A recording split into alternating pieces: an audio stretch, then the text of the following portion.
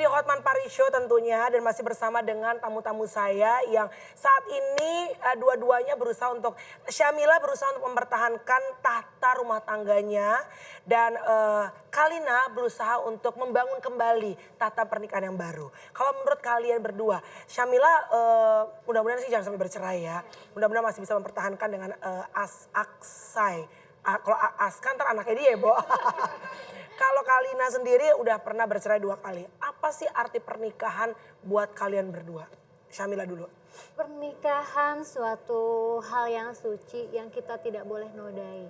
Jadi kesetiaan itu yang nomor 1 dalam pernikahan ya. Jadi memang benar-benar hubungan yang harus benar-benar kita jaga. Harus dijaga, tapi yang menjaga nggak bisa cuma 1 orang ya. Iya. Harus dua-duanya Dua-duanya. Komunikasi yang baik. Sama-sama bekerja untuk bisa bikin ini hubungan bisa berhasil gitu ya. Kalau Kalina yang udah ibaratnya asam garamnya lebih banyak dibandingin Syamila. Apa kalau menikah lagi lo pengen pernikahan seperti apa sih?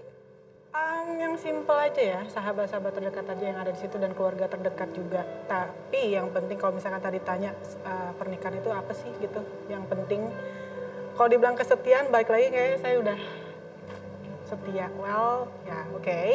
Tapi yang terpenting adalah kejujuran. Yang dia pengen cuma simpel kok.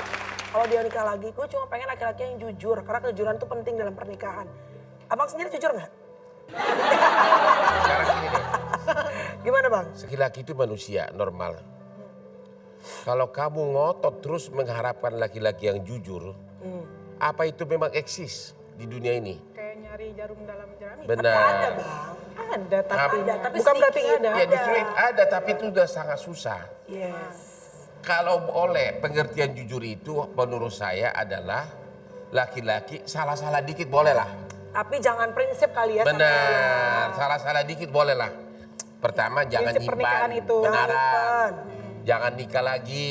Kalau misalnya kayak gue sama dia lama-lama jadi teman dekat, ya itu hal lain lah kan. Ya kan, tapi itu kalau you karena apa? Tidak ada laki-laki yang tidak suka wanita cantik. Semuanya pasti gitu. Pasti suka. Perempuan juga pasti suka. Tapi sebenarnya suka.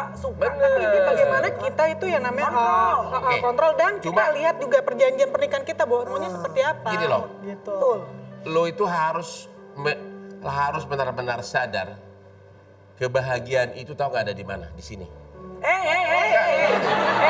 Jangan nyampe. Ya nggak nyampe, jangan sampai takutnya. Tidak ada gitu loh. Takutnya dia maju atau mundur kan. Karena apa? Argo jalan. Oke, menurut kalian seberapa pengaruhnya sih yang namanya perjanjian pranikah? Karena kayaknya nih kalau dalam masalah rumah tangga nih wanita cenderung biasanya Oke, merugikan. kamu 2 kali nikah ada soal gono gini nggak? Ada ribut nggak soal gono gini? Nggak pernah ada sih. Yang pertama juga pertama dan kedua aku bikin surat pranikah. Oh ada pranikah. Jadi kalau yang kedua Emang lu ini- yang kaya atau dia dulu? Yang pertama sih mantan suami, yang kedua saya. Sombong. Jadi imbas ya, Bo. Yang kedua ada pranikah juga? Ada, nggak maksud gini, kalau yang kedua itu dibikin karena waktu itu permintaan dari Aska. Oh. Entah kenapa itu anak udah punya pemikiran seperti itu. Sebenarnya kalau saya pribadi sih, yang namanya kita nikah siapa sih yang mau berpisah? Iya. Nggak ada ya kan? Jadi kau 2 kali nikah, 2 kali perjanjian pranikah. Dua Kalau kamu gimana? Nggak ada. Hah? Nggak ada? Nggak ada. Karena terlalu percaya sih. Jadi nggak kepikiran ke sana. Oh begitu.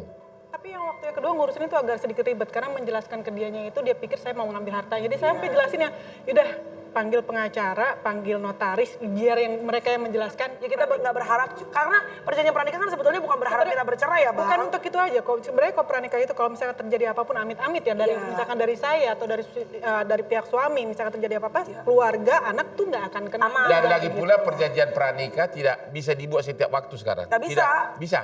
Bisa. Sudah keluar putusan Mahkamah Konstitusi. Oh, udah bisa ya Bang ya? Sudah keluar putusan Mahkamah Konstitusi, sudah nikah pun sudah boleh. Bisa, iya. Iya. Ya. Jadi bagi istri-istri yang kaya, yang khawatir, ya udah. Dan juga hanya itu.